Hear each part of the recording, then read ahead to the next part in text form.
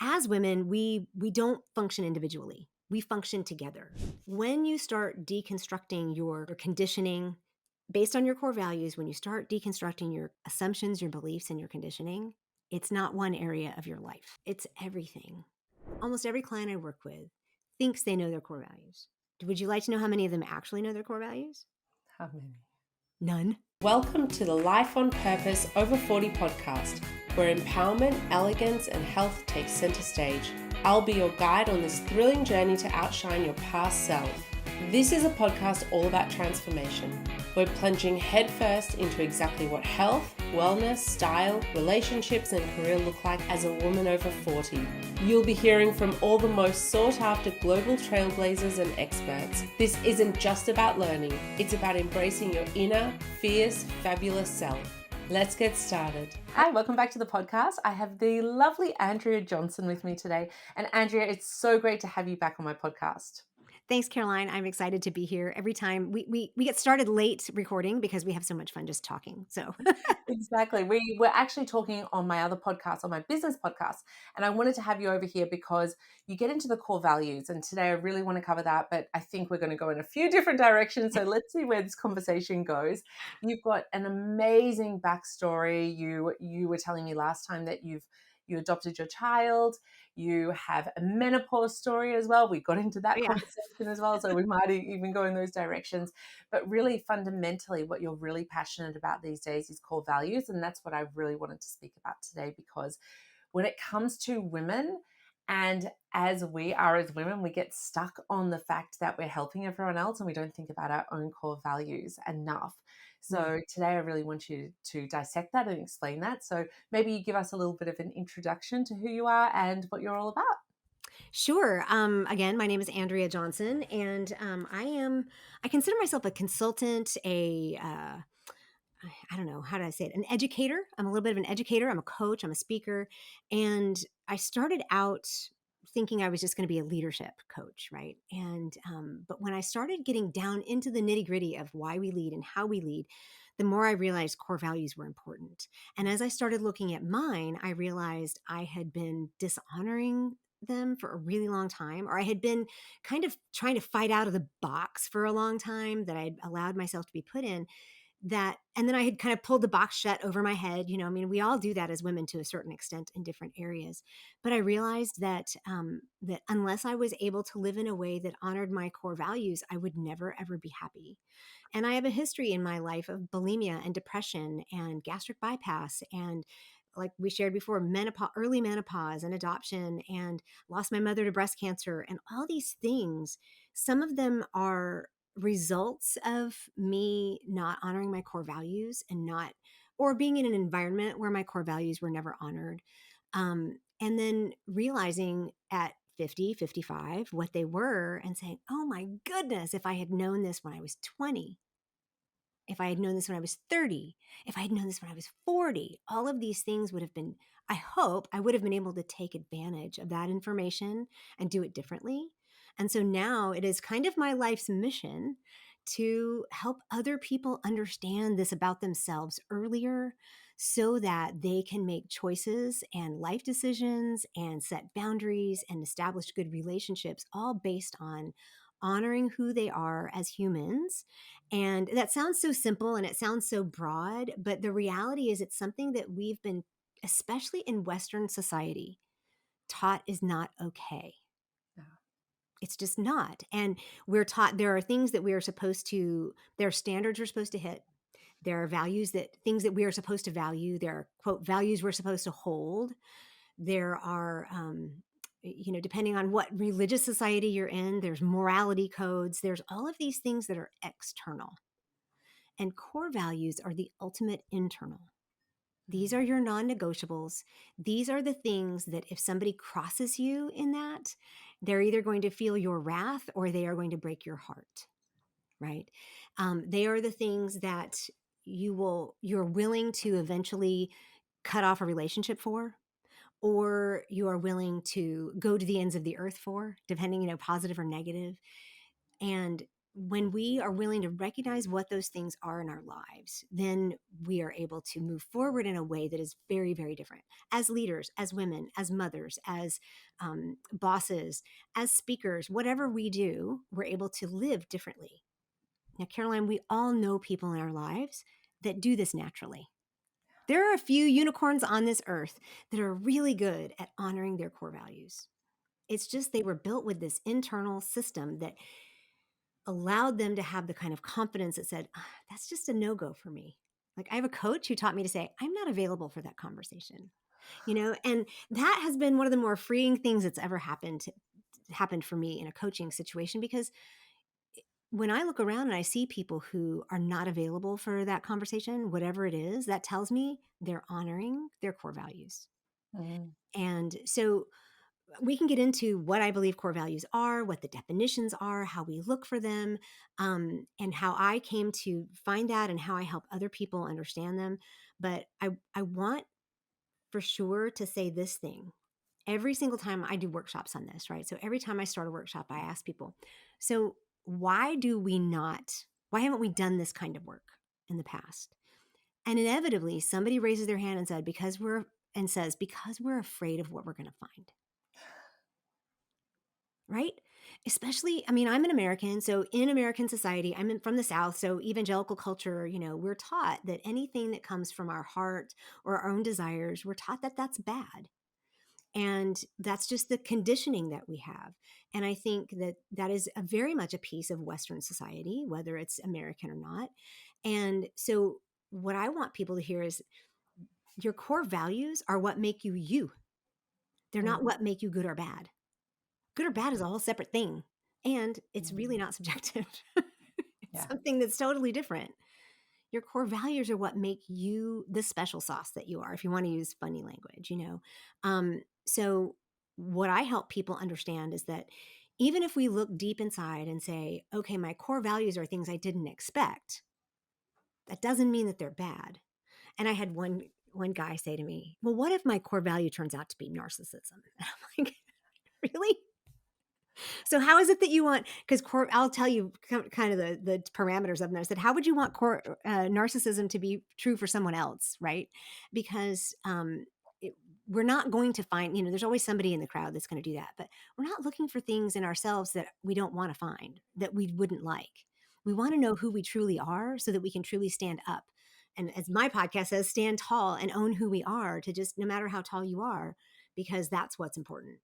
So that's a brief overview. Yeah, I love it. And it really hits home with me. We were talking off air just before that I've been through a few things recently, and that's where I am at the stage that I'm at, is because my core values, I realized how important they were after I had my daughter. And it really hit home at that stage where I just said, you know what?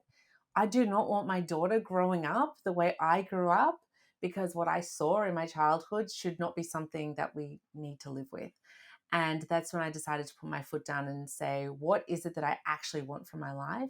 Mm. And I realized that my core values were not aligning with the life that I had at that stage. Now, I've been told I changed, and I made it clear I haven't changed fundamentally. Nothing about me changed. I just finally stood up and said, this is who I am and this is what Mhm. I believe in. And my core values don't align with that situation. And for that reason, I need to step away from that relationship. And I think it's important that we as women really make sure we do that, especially when we have children.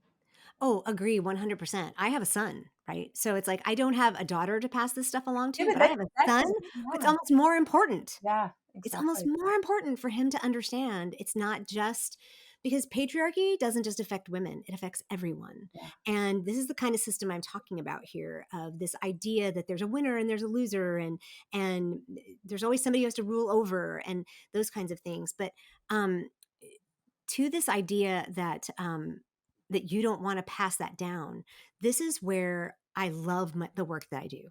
I Mm. absolutely love it, because I help people understand that those people outside of you that are looking at you, when you do change the lines on your script, they're going to say you changed. But the reality is, your behavior has changed, right? Yes, my Yeah. behavior has changed. The way I interact with the world has changed. I am finally honoring who I am inside, and I haven't done that for the last 50 years. Yeah. And that's a really courageous thing to say. It's a very hard thing to say.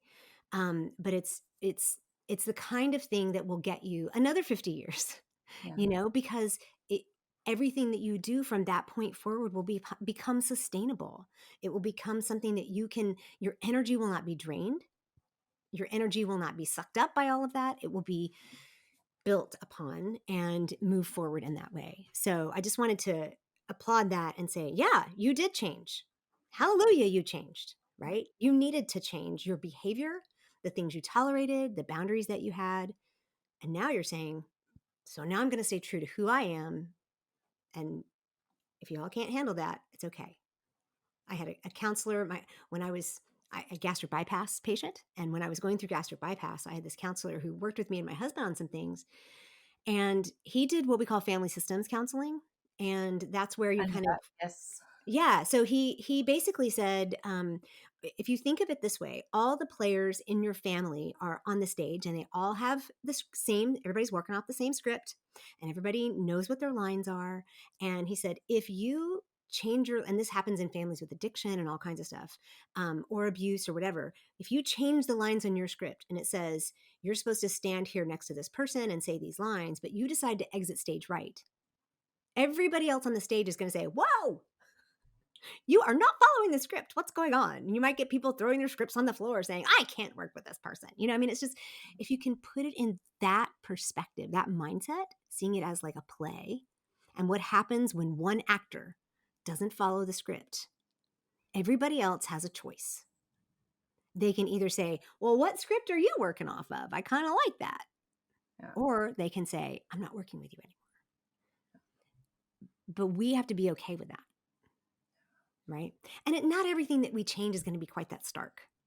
I thought honoring my core values and doing some of the deconstruction work that I've done was going to alienate me from my family. And it hasn't. Right. Yeah, My but you've family got a loves me. really then, and we spoke about your partner last time, your husband last time, that you've got a really good solid relationship and you have an incredible man to begin with. So Yeah. then that makes it okay. And I think based on my past, I think that when you don't have that, when you know in your gut that you don't have that, Hmm. then it also makes it really scary to move Sure. forward, because you also know, what, I know in my gut that what I'm going to be doing is not going to be okay on the other side. Yeah. And it might be with a partner, it might be in the workplace, it Hmm. might be with like you might have I've got a friend of mine, she's got a mother with a, terrible narcissistic disorder. Mm, So, that's hard. once you deal with people like that, then yeah, you alienate people, but sometimes losing certain people is for the better anyway. And your Mhm. situation, you had a wonderful husband before that, and Yeah. you proved that that was okay to be you. And I see that now. I've walked into the most incredible relationship. I cannot believe that it's 10 times better than I could even imagine. I promised myself when I left my last relationship, I'm never ever going to experience anything like that again. Mm, And I had my list of this is what I'm going to accept. And even what I got was even better than that. I was just like, "Oh my mm, god, this is even better than I can imagine," because mm, I stayed true to myself. And I think in the workplace, I know friends like that where they finally put their foot down and say, "No, you know what? I'm not accepting mhm, that anymore." And then they think, "I'm gonna lose my job. I'm not gonna be able to pay my mortgage. Maybe I won't be able to buy food." But then they find something even better on the other side. yeah. And I think those are great stories, but perhaps we should give, I would love to give like an idea. We're talking like big, heady stuff right now. Yeah. Do you want to get nitty gritty? Yes, let's Okay. go. So what do you think core values are? Oh, now you put me on the spot. I did my list a long time ago, but they're really the things that you believe in that are the things that make you, I guess, feel good, that you stand by. Is that, yeah? Sure. Yeah. I mean, what I'm trying to get at here is everybody has a different definition, right? Mhm. And where I define them in a specific way is that they're your non-negotiables. They're the line you won't cross. They are the thing that if somebody had to say, there's this one thing about Caroline, or there are these two things, just These are the things you got to know this, right? Those are probably your core values. Sometimes they're expressed in by other people in a negative way, like don't do this to her, but a lot of times they're right. My son even asked me yesterday, am I smart or kind? And I'm like, that's a trick question, but I'm like, I'm going to describe you as kind. And he goes, thanks, mom. I'm not smart. And I said, kind outperforms smart every single day, buddy. I'm going to stick by Yeah, that because yeah. he's got a huge heart, right? And kindness is really important to him. So to me, I say they are the non-negotiables and the principles by which you function without even knowing it, right? These are the things that are innate to you, but they have some characteristics. You may not be able to name them all the time, and but they have ways of showing up in your life. For instance, um, if someone steps on it or dishonors a core value of yours, you're going to know it. You're going to react to it Mm, somehow. If it is touched in a beautiful way, it's going to be like those lovely moments of joy, tears of joy. It's going to be those kinds of things. But they're also what I call reciprocal. If I want it for me, I also want it for you. Right. mm. So, a way when you're walking through an exercise of trying to discover what your core values are, if it's not something that you want just as bad for the person sitting across the table for you, even if they're your enemy, if you don't want it just as bad for them, it's probably not one of your top core values. It might be something that you value, or it might be somewhere down on the list. So they're reciprocal. They are. Uh, they're not. They're not usually tangible. So they're not outside of you, they're inside of you. They're things like respect or honesty or transparency. And we can divide them into all kinds of different categories. On one of my free resources, I kind of divide them into, I'm also a DISC consultant. So the four different Mm. personality types between task and there's four quadrants between task and people or between extroverted and introverted. And I kind of divide them into those quadrants. And so if you find yourself to be more task oriented, you're probably going to have core values that rely on those kinds of things. I have a client whose top core value is strategic, which to me sounds just crazy. I'm like, really? And she's like, it has to be strategic. And I mean, had to leave meetings. She's had to leave meetings. She shut down a business. But when she finally started honoring the fact that her top core value is being strategic, and there is some kind of purpose to whatever it is they're doing. And like, so that's why I said she quit going to meetings because it kept getting hijacked by things that had nothing to do with the meeting. She's like, I'm not participating in those. Wasting I my think time. I have a little bit of that. I get into these meetings where I'm like, "You guys are wasting my time. What are we here for?" And, a lot of times you can boil it down to things that are like that would be very task oriented, right? It's like, Mm, but if you're very people oriented, it might be something like respect. mm. And in workshops, I've been able to, people say that respect is one of their top core values a lot. And so I'll ask them, like, what would it look like if somebody came in here and started disrespecting me? And I can tell if it's one of their core values, if they say, well, I don't know you, that shouldn't matter, right? If it's really a That core value, it's it, definitely my top. yeah, So, if I it's, ended my relationship because of it, and I yeah. would if I didn't know you, I'd be like, "Do not disrespect those other people in the room." Like, that to me, I don't like that at all, yeah. And I have a friend who will walk up to strangers on the street and say, stop disrespecting that person. Yeah. Like, well, I know what yours is. And so I think things like that help us to understand core values a little better. Mm. But a lot of times we start with things outside of us. I have, will your people be watching this on video? Yes, as Yes, well, okay. yes. So if you're watching on video, you can see me holding up the little tiny piece of paper. For those of you over 40, maybe, but over 50 for sure, you will know this is from a Franklin planner. Okay. This is from the Franklin planner system from 1995. And it was when Stephen Covey bought out Franklin Planning Systems and started including one of his books, maybe The Seven Habits, in the system. And I read the book, and at the very back of the book, the exercise was called figuring out your governing values. And this was the first step I took on looking at my core values. So I have this piece of paper that you can see it's a little shiny because it is laminated with packing tape. That's how old it is, but it's still around and it feels like, it's got all kinds of good solid qualities to it. But these were what I considered at 27, 20, yeah, 27, so it's over 30 years old. um these were my governing values, things like peace and tranquility, self-control, honesty, family, physical health, friendship, nature, creativity, and the very top one, because in this list they go down, was freedom. Now, at the time, I need my glasses. I said, sorry, when back then this type font was not too small. At the time, I said freedom meant I am not controlled by anyone else, by money or time, and I have no job. Now,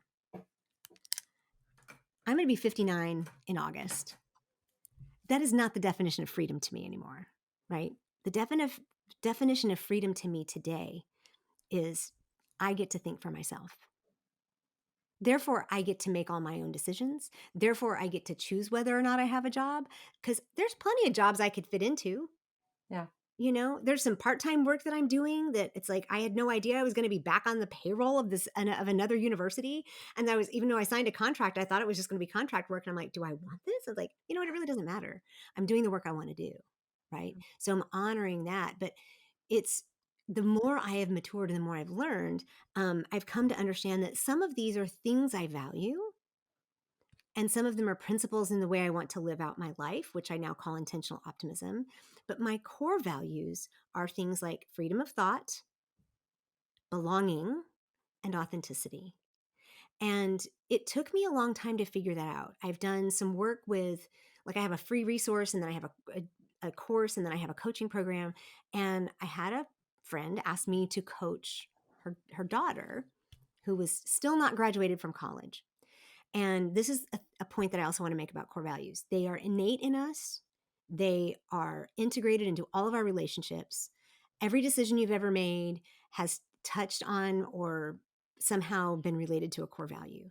Every relationship you've ever had, every fight you've ever had, every joyful moment you've ever had, they go all the way back to your childhood. And when you can identify them, you can actually see them. You can look back and you can see where they show up.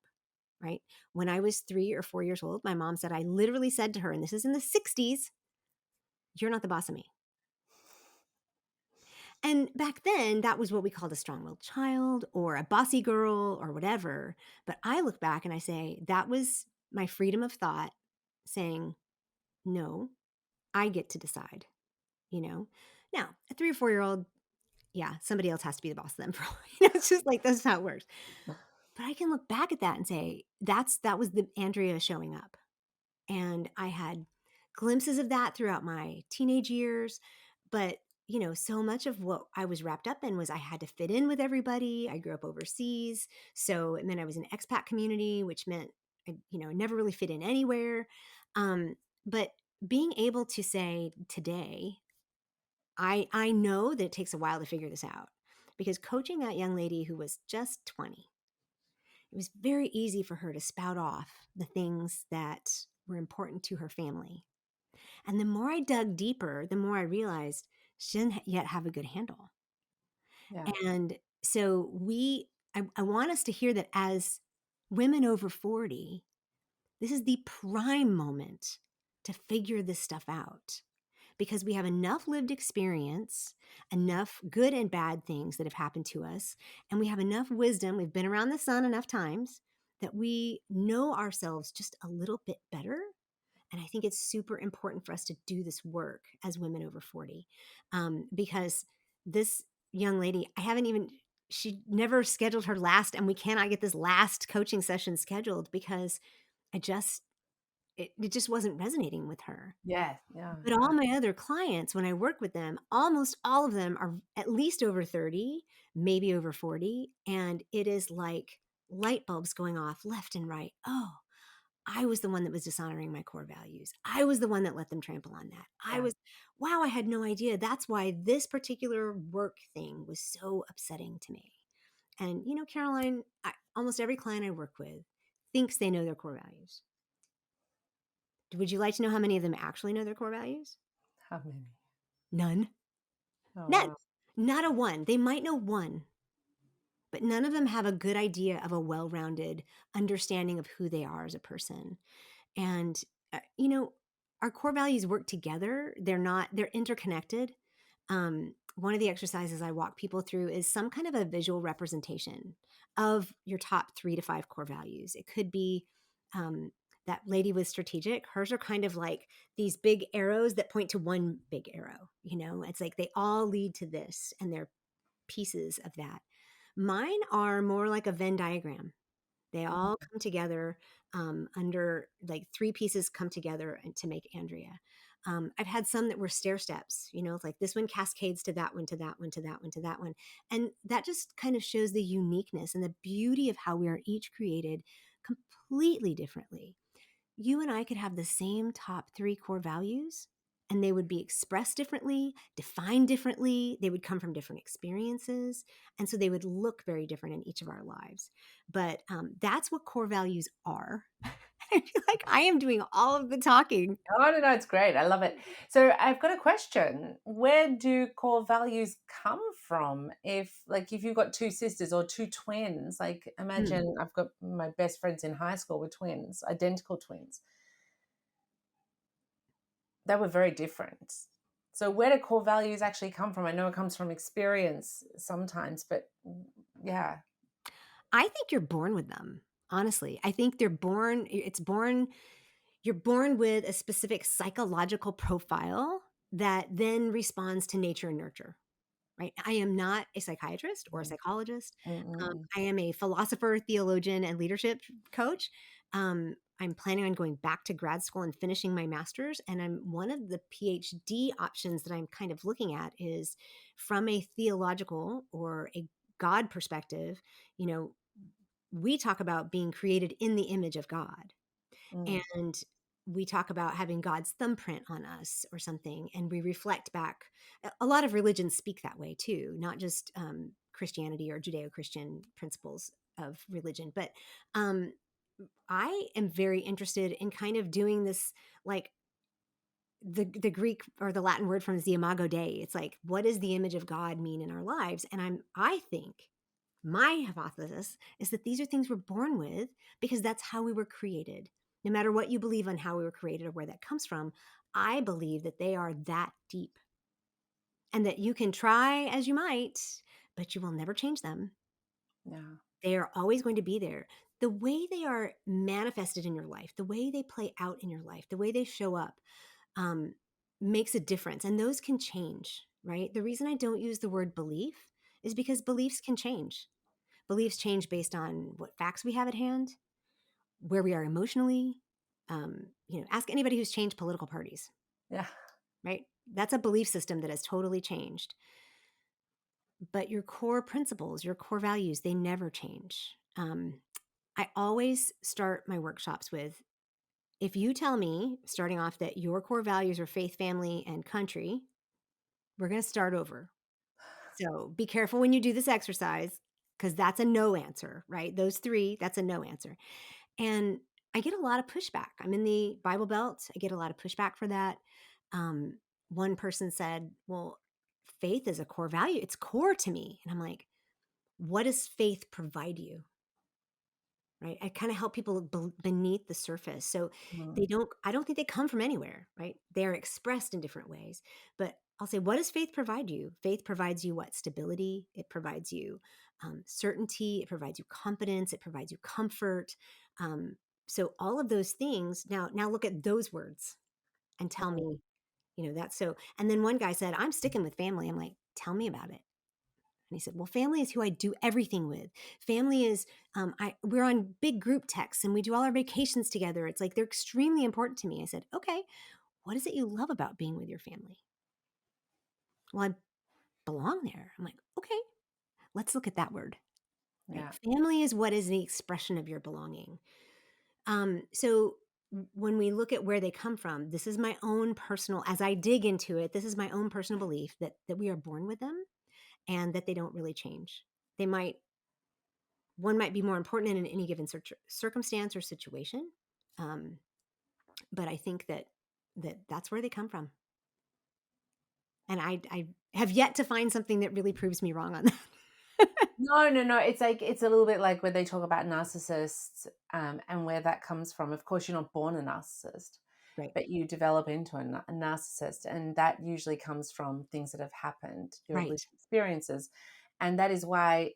a lot of the time they say narcissists come from something that happened from their parents. That's a lot of the time it's their parents that have created them to become a narcissist, whether one of their parents is a narcissist or something Yeah.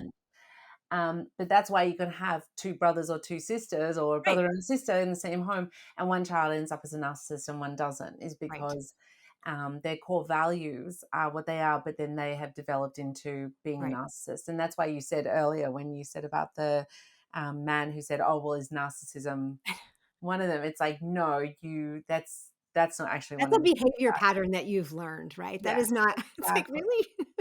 Yeah. Yeah. That's right. Yeah. Yeah. No, I find it so interesting. So, I guess another part that I really like to understand is, some people say you can only have like two or three. Some people say you Mhm. can have four core values. How does that, and you just said a moment ago, sometimes like one overtakes another one and sometimes they change a little bit. Which one's more important? So, where do you sit with that? How many core values do you usually tell people to think about? And, I remember one time I worked with a coach and they told me to have 10 Mhm. core values, and then to have a list of 20 and then bring it down to the 10 main ones and Mhm. then work from there. Yeah, and I think a lot of that is we all create systems that we try to help other people understand our stuff. Yeah. Right. So that's a very similar process that I do with people either through the free download or through my course or through my coaching. Like I started here with 9, Yeah. right? And I think that as that's part of the maturing process and the getting to know us process, there are things on here that I can compromise on, right? So I think, Mm, and it used to be that I would tell people just your top 3, top 3. And then I had a client who was absolutely adamant. I have 4 and I am not budging. I'm like, okay, right? And I have come to learn that just as we are unique in what our core values are, I think we are unique in what is important to us and how important they are. It may be, this is like a 30-year-old woman, it may be in 10 years that she's only got 2 of those left. Now, yeah. it doesn't mean that the other 2 aren't still important, but they're not the non-negotiables, right? So only you know what's non-negotiable. It may be that you have one non-negotiable and everything else is like, well, maybe I could compromise on that. But right? So I tell people somewhere between 2 and 5, just because, and this kind of goes with what you said. Some people say this, some people say that. And I think it's really important. The other piece that I do is I make people define all of them themselves. Like, yeah, you start out like, if you if you go through my course, you're going to get a list of like 400 words to start with to like kind of see if anything resonates. And when you walk through that and you pull out 30 and then you narrow it down to 10, 10 is an easy number for us to kind of work with. And what I help clients do or want you to figure out is, are there any words that go together? Right. So if you have 10 or 9, maybe 3 relate to this and 3 relate to that and 3 relate to that. But I want you to define all of those words. Start with Google, start with chat, start with Merriam-Webster dictionary and say, what is the dictionary definition? But what do I mean when I say this? And as you start defining the word, you might find that it changes. So we pull out the thesaurus and we look at antonyms and synonyms and things that might mean the same thing but have a different nuance, right? To help you get more clear and more clear and more clear. That's why kind of having somebody to walk through it with you is helpful. But you can do this yourself over time. This is what I did. I didn't have anybody to help me walk through it. And so as you do that, it helps you see, okay, in a situation, if I have 4 top core values and they are, respect and freedom and honesty and transparency or something. Um, but in a situation, I'm going to tolerate someone not being transparent, but I am not going to tolerate someone not being respectful. That tells you where it lies on your hierarchy, right? But it may be that everybody's respectful in a situation, but they've been lying the whole time, which we can argue whether or not lying is respectful or not, but it's a transparency issue, or they've just been hiding something. Well, then that one kind of rises to the top. So this is what I mean by, it's very difficult to say your top, second, third. We can do that, and we love order. We love tying things up in a little bow, but none of us are truly like that. So I just tell people, give yourself grace and flexibility and take a look at them and be willing to come back every 6 months or every year and look at them again and kind of go back over your experiences and say, where have they shown up? Where did this one get dishonored? Or, and this is another good exercise, where have I been angry the last 2 weeks consistently? Because then you can say, well, something's being dishonored. So the opposite of that must be true, right? It's like, Mm. um, so it's amazing when people start looking at things that way, how quickly things will rise to the surface. But I had one person say, well, don't your core values change over time? And, I'm very adamant that they don't. But I will tell you, sometimes we will go deeper on them. 4 years ago, like I want to say, I need to redo my course. It's time to like update it. But if you take my course, you'll notice that I'll say that one of my top core values is community. And I just shared what they were a minute ago, and community was not one of them, right? Yeah. And so because that's the level of my own awareness at that time, was that it was community, and I was trying to build community. I started a Facebook group um, that had over 450 women in it. But it's like, this is not it. This is not community. This is not what I'm looking for. And the more I looked at building community, and I thought that's what family was for me, community, and then going through deconstruction process, it's like all weird. And I literally was doing a walk and talk with a coach friend. And she said, it sounds like you really just need to feel like you belong. And I'm like, where have you been for the last 3 years? I needed that word. So that's why kind of having a conversation with other people is important, but even just being willing to revisit them. So now I can say it's not community, it's belonging. And I was trying to find belonging through community, Yes. you Yeah. know? So I don't think they change. I think that there are times in our lives when three are going to show up as really strong, and then one is going to show up as really strong. So we're changeable creatures, It's like we're a little bit fluid, and we adapt to circumstances and situations, and I think we need to be honest with ourselves that how we show up in those circumstances is going to change too. No, and I think it's like you said, you've got those 10 that they're all sort of there. And then that's why it's very easy to sort of say, well, they're somewhere, but maybe they're just not so important Yeah. at that time. Got two questions for you. I love everything that you say. So for me, I'm like, whoa, don't forget my questions. One, I want to talk about the deconstructive situation that you brought up before, and I want you to explain that properly. My other question was about, it was something about, I'm going to have to think about it because I was getting so enthralled into what you're saying that I was like, my question doesn't matter because I'm like listening so intently to what you're saying. I'll think about what that was. But talk about the deconstruction that you were discussing earlier. Well, this is not something that I just walk into lightly, but from a bigger perspective, when we're looking at our core values, we're going to come up against what I call my ABCs: our assumptions, our beliefs, and our conditioning. Those things are literally what keep our core values from being honored. Mm, Okay. All these, and it's like an iceberg. It's got you got your assumptions at the top, these things that we just walk into a room and we assume everybody's going to agree with us. yeah. Or we walk into a room and assume we're going to be accepted. And then there's our beliefs, the things that are based on maybe the facts that we have at hand, or the way we've been brought up, or the things that we've heard on the news about certain people. It's like these are our beliefs that are based on not necessarily a lot of, I mean, some of it's based on really solid stuff, but it's not always based on solid stuff. But what we find below that surface is all of our conditioning. Everything we've experienced, everything we've heard, everything we've read, all of the conversations happening on the bus next to us, or in the taxi cab, or on the train, or in a classroom, or in church. All of that builds this giant iceberg that our beliefs and our assumptions sit on. And if Mm, we're not willing to look at what those things are, our little core values boat is going to come up against that and sink every time, right? Because just like the Titanic, it was just a little piece that they could see, and a little tear in the side of the boat, and that behemoth went down. yeah. So when we start looking at our core values, I think deconstruction of any sort, or maybe some people might call it unraveling of any sort, is inevitable, because we're going to start looking at places in our lives where we have allowed our core values to be dishonored, Mm. whether it's in a relationship or in our religion or in our job or in a community.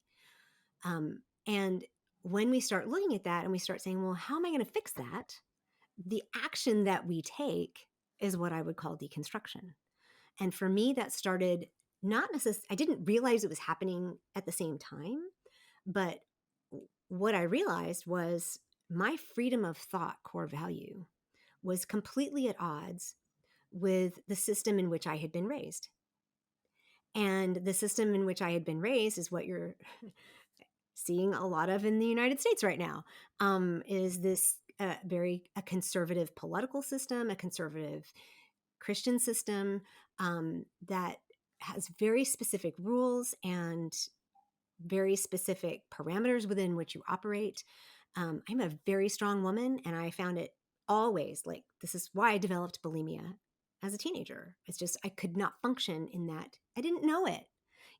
There was no, I can look back in my life and say, nobody abused me. I am a blessed woman. I mean, seriously. Nobody purposefully did things to me to gaslight me on purpose, but gaslit I was, right? Yeah. Nobody, I was in a missionary community, they were there with beautiful intention.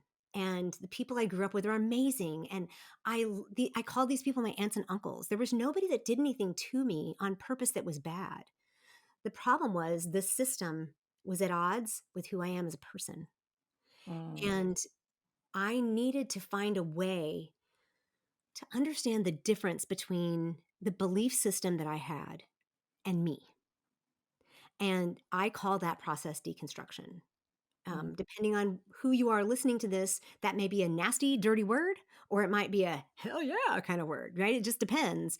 Um, but most of the people in my community see it as a really bad thing because if you deconstruct like your faith or something, then you're probably going to go to hell. Like, I know, but I wasn't going to hell yesterday. So why would I go to hell today if you believe that, so it's like we can get into a theological discussion if you want. But what I learned overall is that tearing down the conditioning, breaking off the pieces of that iceberg, taking down the scaffolding that's built around the truth, um, is the hard, hard, hard work that reveals the beauty that is there. Yeah. Theologically, or in my faith, I was willing to completely walk away from my faith if necessary. Now, for those of you listening, my husband is still a Southern Baptist pastor. So that would have been very difficult for all of us. Yeah. But I needed to give myself permission to find out if the core of what I believed was real or was it the system that was built around it. And I now can say, oh, it was the system that was built around it because me and Jesus, we good. Yeah. And it's just like there's a beauty and a transparency and a depth there that I've never had before. I no longer feel like I have to defend anybody or anything, right? It's like, y'all do your thing, right? But here's the other thing, Caroline. When you start deconstructing your core, your conditioning based on your core values, when you start deconstructing your assumptions, your beliefs, and your conditioning, it's not one area of your life. Yeah. Sorry, it's everything because we touch everything. We are whole beings. Mm. Every single piece of our psyche is connected to every other piece of our psyche, and it's all connected in our behavior and the relationships that we hold. I am currently much less concerned with my theological or ecclesiological or whatever deconstruction. That's not it. It's now the social justice piece. It's now the economics piece. It's now the money mindset piece, all of it. But doing the work is hard, but the freedom that comes from that is just indescribable. Mm. And being able to be a little bit like a wild animal that was rehabbed or whatever in a sanctuary, and then somebody opens the cage and lets you out into this beautiful field. It's like, what do I do now? They like cower down, and it's like, I don't know where to go now. And so I'm at that place where I'm really trying to figure out, okay, well, what direction, how do I do this? And so my main direction right now is helping other people figure out how to do this, because I used to look at people from my old perspective. I used to look at people who had come out of the closet as LGBTQ or had decided that they were an atheist. You want to, what did I see in them? I didn't see a heretic. I didn't see a deviant. What I saw was a very free person. Interesting. Yeah. And I remember thinking, I wish I had that kind of freedom. I wish I had that kind of confidence. And now, I mean, I still wish I had all of it because when you have all that conditioning, it's a lot. It actually shows that your core value really is freedom, yeah, because that you're so happy for those people to have that freedom. Oh my gosh. Yeah. I do not have LGBTQ leanings. That is just not, that's not who I am. As a matter of fact, we just celebrated our 30th wedding anniversary. But that's not, I don't need that for myself. But No. to see someone else so free and to be able to just put their shoulders back and stand a little taller, say, this is who I am. It's like, yay! I just want to just run up and hug them and say, I'm so proud of you. You figured out who you are. And so if you have children, you want this for your children, right? Mm, And so I have a 16-year-old who is back outside mowing. I can see him doing it. And it's like, I want him to embrace everything that he is. And so trying to work, this is where it becomes generational, right? When I know, and you talk about working with your daughter, when you know who you are no longer going to continue that cycle of conditioning that would mm, teach her to have to then break out of it later. You're going to teach her now. And so for me, I'm consistently trying to teach my son, this is who you are, embrace it, right? It's like we're big American football fans. My husband went to University of South Carolina. We love watching football, but it took us a long time to realize that kid is not athletic. He's adopted, right? So it's like he doesn't have our genetic code that says this is what we do. So we've had to figure out a lot of things. He has been a car-oriented kid since the day he was born. We've finally figured out that we both love Formula One. We all love Formula One. So we watch the races. We love for me, it's like the travel. And so even just looking at jobs for him, trying to figure out, it's not important that he does what I think he's supposed to do to be a good son. It's about making him the person that he was created to be. And when we have the freedom, when we've created in ourselves the ability to do that in other people, we will change the world. yeah, it's true. Yeah. So, And as you say all of that, and I think of the amount of women out there who are too scared to ever, or maybe never, go down that path because they have so much fear. So they'll sit in there, inside themselves and never do it. And then I think of all the women like you and I who just say, no, no, no, enough is enough. And I want something different. I want something more. And sometimes that's scary. Like you said, you were really worried, will that work with your family? Is there going to oh, be problems along the I way? laid on the floor right here and cried. I Yeah. can't tell you how many times. Yeah. And I went through something similar. And I think that I don't think many people will go through that and not have that negative fear. The fear, Oh, I think the fear is part I of still have it. it. I still have it. We lost my mother 8 years ago. She was the curious person in our family. And the curiosity thing is what keeps you from getting too entrenched in that stuff, in any of it. And we miss her a lot for various and sundry reasons, but not the least of which is her curiosity. She was always curious. And so there are things I have yet to talk to my dad about. My sister and I do not agree on certain things. And we're learning to have the relationship that meets an intimate sister relationship, that meets in places um, that doesn't necessarily talk about politics. That Mm, doesn't, that, and that's hard for me because I'm a very integrated person, right? So what I'm having to learn is she tells me about the things that she would tell my mom. yeah. This is her sharing herself with me. Oh my gosh, what a privilege. right? It's like I'm finally learning how to do that. And what I want to say to all the women who think that is just too scary, please find someone to help you do it. Please find someone to hold your hand, right? I'm one of those people. Caroline might be one of those people. I, you might have a friend that is one of those people that will help you. But the other thing I want to say is not everybody's going to have cry on the floor moments. No. The bigger fear is the fear of what might happen. My family's never disowned me. My family's never said, "You believe that? You're a lefty. Oh my gosh, I don't want to be around you." They've never said it. I've always thought they would say it, and they've never said it. So the fear a lot of times is conditioning that if we don't walk this path, we're going to be excommunicated. And many times we're not. But Um, even if we are, I've but been even if we there. are, yeah, It's okay because on the other side of that is the truth and the yeah, or being authentically you. yeah, I think that's more important than living a lie. 100%, Mm. 100%. Oh, I So I love think it. that's two sides of the coin though, right? It's like, um, but I'm sure there are things you feared that never happened. Oh, of And course. there are things that you feared that happened to me that I may or may not have feared. It's like we all have a different I don't know. I just think as women, it is so important because as women, we don't function individually. We function together. We function, and that's been very hard for me because I was very much in conditioned to think that we pull ourselves up from the bootstraps, we do our own thing, very male dominated kind of mindset. And that's not how women function. Women function together almost like a net, like a spider web.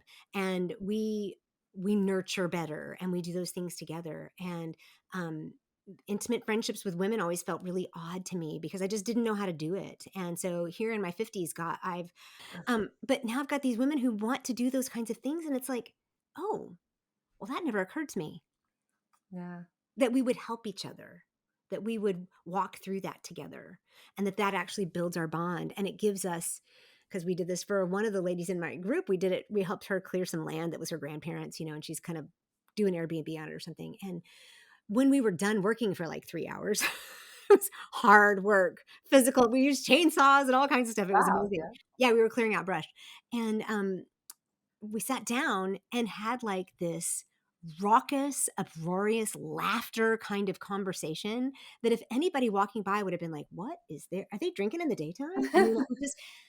And it was just this freedom, of being able to do that. So if you are afraid of this path, please find somebody. Like find somebody that can help you and hold your hand. And if it's not one of us, I'm sure there are friends in your life that will help you. And sometimes it's just baby steps, but it's about Mhm. moving forward, yeah, taking action. Absolutely.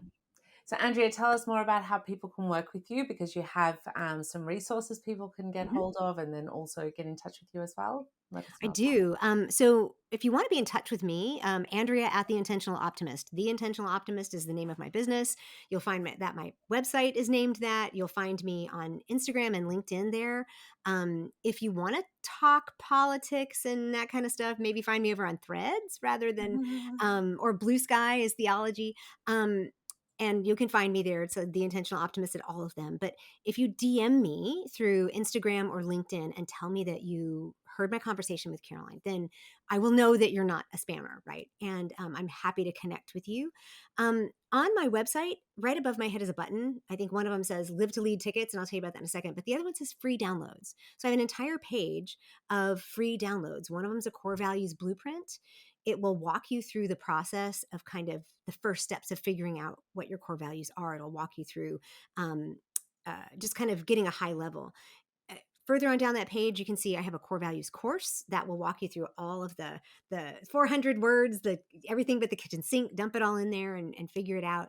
And that's a low ticket offer. And then I'm still in the middle of beta testing a core values coaching program where you watch the videos from and you walk through the course, but then we have coaching before like before the whole thing, and then we have a coaching call after each module to push back and walk a little bit closer through that and really help you. Everybody needs a different level of experience. So that's still in beta testing. I would like to probably have about 50 in there before I shut that down and move on to like fully express it. Um, but the other way you can work with me is I have a podcast, Stand Tall and Own It. It's on all the places where podcasts are found. Because I am a leadership coach, I do put on some leadership conferences. And if you're in the Central Virginia or Atlantic area, I have one in October here in the Charlottesville area. I have one in October in Lynchburg, Virginia, and we're talking about one maybe in Richmond that is all women. So by the time this airs, we will probably have that decided. I am hopeful that it will happen. If it doesn't happen this year, it'll happen next year. And there's an online version of that as well. And all of that is available on my website. Fantastic. Andrea, I'm going to put all your links in the show notes so people can get a hold of you, no problems. And it's been wonderful having you again. I love it. And I'm definitely going to get you back again because I've still got so many questions. And there was one that I was thinking of, and I'm going to ask you now next time. Okay. But I love it. I love everything you've got to say. I still want to talk to you about menopause. I still want to talk about adoption. I still want to talk about a whole lot of other things as well. So Okay. there's definitely going to be another episode coming up soon. Sounds good. Thanks, Andrea, and thanks everyone for watching.